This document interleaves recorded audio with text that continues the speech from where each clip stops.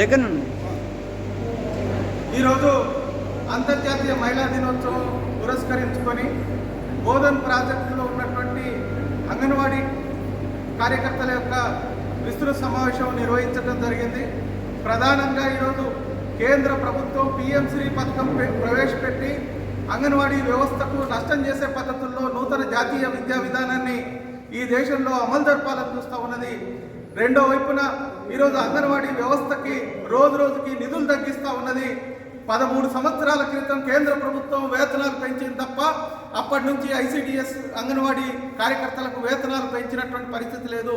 Supreme court ఇచ్చినటువంటి తీర్పుని అన్ని రాష్ట్రాల్లో అమలు జరపాల్సినటువంటి కేంద్ర ప్రభుత్వం ఈరోజు నిమ్మకు నీరెత్తినట్టు వ్యవహరిస్తూ ఉన్నది. ఈరోజు కేంద్ర ప్రభుత్వం ప్రవేశపెట్టినటువంటి నూతన జాతీయ విధానాన్ని వ్యతిరేకించాల్సినటువంటి రాష్ట్ర ప్రభుత్వం ఈరోజు ముఖ్యమంత్రి రేవంత్ రెడ్డి కేంద్ర ప్రభుత్వానికి వత్తాసు పలికే పద్ధతుల్లో వ్యవహరిస్తూ ఉన్నారు.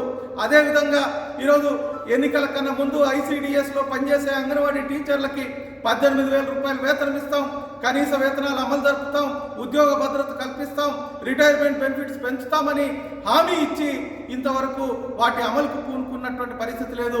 వీటన్నిటి మీద రేపు 17, 18 తేదీల్లో రాష్ట్ర వ్యాప్తంగా అంగన్వాడీ టీచర్లు ఆయాలు పెద్ద ఎత్తున ఆందోళన నిర్వహించాలనేటువంటిది నిర్ణయించడం జరిగింది. ఇప్పటికైనా రాష్ట్ర ప్రభుత్వం 19న ప్రవేశపెట్టేటువంటి బడ్జెట్లో ఐసిడిఎస్కి ఇచ్చిన అంగన్వాడీ కార్యకర్తలకు ఇచ్చినటువంటి హామీలను అమలు జరపడం కోసం నిధుల్ని కేటాయించాలా, లేకపోతే రాబోయే కాలంలో పోరాటాలని ఉధృతం చేయాల్సి వస్తుందని హెచ్చరిస్తా ఉన్నాం.